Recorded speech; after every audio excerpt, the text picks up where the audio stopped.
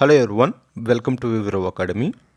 ఈరోజు మనం daily current అఫైర్స్లో భాగంగా ప్రముఖ వార్తాపత్రికల్లో వచ్చిన ముఖ్యమైన వర్తమాన అంశాల గురించి తెలుసుకుందాం. అందులో భాగంగా కేంద్ర హోంమంత్రి అమిత్ షా గారు 2024 జనవరి 5న డీజీపీలు మరియు ఐజీపీల 58వ సమావేశాన్ని రాజస్థాన్ రాజధాని జైపూర్లో ప్రారంభించారు. ఈ సందర్భంగా దేశంలో ఎదురవుతున్న భద్రతా సవాళ్లను ఎదుర్కొనేందుకు అన్ని డేటాబేస్లను అనుసంధానించవలసిన అవసరం ఉందని అమిత్ షా గారు పేర్కొన్నారు. కృత్రిమ మేధ ఆధారిత విశ్లేషణలను ఇందుకోసం వినియోగించుకోవాల్సిన అవసరం ఉందన్నారు. దేశవ్యాప్తంగా ఉగ్రవాద నిరోధక వ్యవస్థల నైపుణ్యాలను వాటి నిర్మాణంలో ఏకరూపత తీసుకురావాలని అమిత్ షా గారు ఈ యొక్క సమావేశంలో స్పష్టం చేశారు.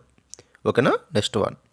భూ విజ్ఞాన శాస్త్రానికి సంబంధించి 5 ఉప పథకాలను విలీనం చేస్తూ ఏర్పాటు చేసిన పృథ్వీ విజ్ఞాన్ పథకానికి కేంద్ర మంత్రి మండలి 2024 జనవరి 5న ఆమోదం తెలిపింది. ఈ పథకానికి 5 ఏళ్ల కాలంగాను 4,797 కోట్లు కేటాయించింది. సముద్రం, భూతలం, హిమావరణం, ధ్రువప్రాంతాలు, వాతావరణం, పర్యావరణం, భూకంప విజ్ఞానానికి సంబంధించి విద్య, పరిశోధన, శిక్షణ అంశాలన్నీ పృథ్వీ విజ్ఞాన్ పథకం పరిధిలోకి వస్తాయి. అభ్యర్థులు గమనించాలి, ఈ యొక్క భూ విజ్ఞానానికి సంబంధించి ఉప పథకాలను విలీనం చేస్తూ పృథ్వీ విజ్ఞాన్ అనే పథకాన్ని కేంద్రం తీసుకురావడం జరిగింది. ఓకేనా, నెక్స్ట్ వన్. ప్రపంచ కుబేరులు రూపొందించే బ్లూంబర్గ్ బిలియనర్స్ ఇండెక్స్లో అంతర్జాతీయంగా గౌతమ్ అదానీ 12వ స్థానంలో నిలిచారు. ఆయన మొత్తం నికర సంపద విలువ $97.6 బిలియన్ ఉంది. ముఖేష్ అంబానీ $97 బిలియన్ సంపదతో 13వ ర్యాంక్ పొందారు. దీంతో భారత్లో అత్యంత సంపన్నుడిగా గౌతమ్ అదానీ నిలిచారు. 2023 డిసెంబర్లో అంతర్జాతీయంగా అదానీ 16వ స్థానంలో ఉన్నారన్నది అభ్యర్థులు గమనించాలి. ఓకేనా, నెక్స్ట్ వన్. ప్రస్తుత ఆర్థిక సంవత్సరం అంటే 2023-24లో దేశ వృద్ధి రేటు 7.3% నమోదయ్యే అవకాశం ఉందని జాతీయ గణాంకాల కార్యాలయం అంటే NSO అంచనా వేసింది. 2022-23లో నమోదైన 7.2% కంటే ఇది కొంచెం ఎక్కువగా ఉంది. ప్రధానంగా గనులు, తయారీ, కొన్ని సేవా రంగాలు రాణించడంతో ఇందుకు కలిసి వస్తున్నట్లు NSO ఒక ప్రకటనలో తెలిపింది. తాజా అంచనాల ప్రకారం 2022-23లో తయారీ రంగం వృద్ధి 1.3% ఉండగా 2023-24లో 6.5% పెరగవచ్చని పేర్కొంది. గనుల రంగం వృద్ధి 4.1% నుంచి 8.1%, ఆర్థిక సేవలు, స్థిరాస్తి, నైపుణ్య సేవల వృద్ధి 7.1% నుంచి 8.9% పెరగవచ్చని అంచనా వేస్తూ NSO ఒక ప్రకటన విడుదల చేసింది. ఓకేనా, నెక్స్ట్ వన్. ఖమ్మం నగరానికి చెందిన ఐఏఎస్ అధికారి అడప కార్తీక్ ప్రపంచ ఆరోగ్య సంస్థ ఆసియా విభాగంలో సలహాదారుగా 2024 జనవరి 6న నియమితులయ్యారు.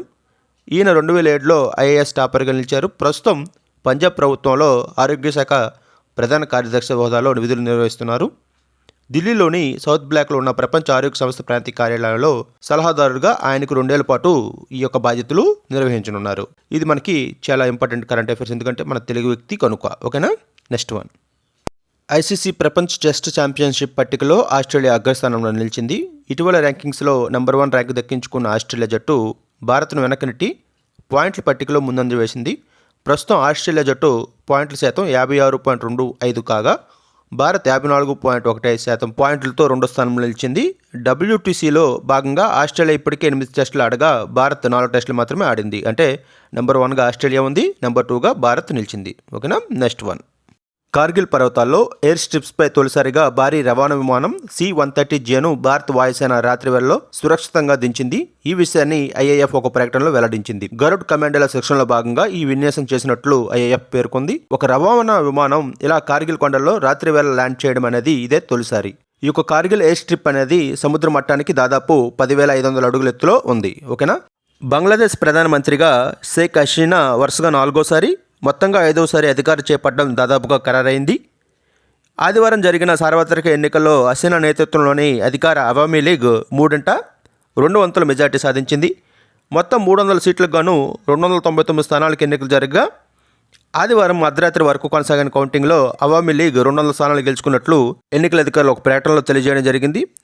వరుసగా 8వసారి గోపాల్గంజ్ 3 స్థానం నుంచి షేక్ హసీనా గారు గెలుపొందడం జరిగింది. ఇది దాదాపుగా నెక్స్ట్ కూడా బంగ్లాదేశ్ ప్రధానమంత్రిగా షేక్ హసీనా గారు బాధ్యతలు చేపట్టడం జరుగుతుంది. ఓకేనా. సో ఇవి ఈరోజు వర్తమాన అంశాలు ప్రముఖంగా వచ్చినవి. వీటిపై మీ అభిప్రాయాలను కామెంట్ రూపంలో తెలియచేయండి. నచ్చితే తప్పనిసరిగా లైక్ చేయండి. Thank you.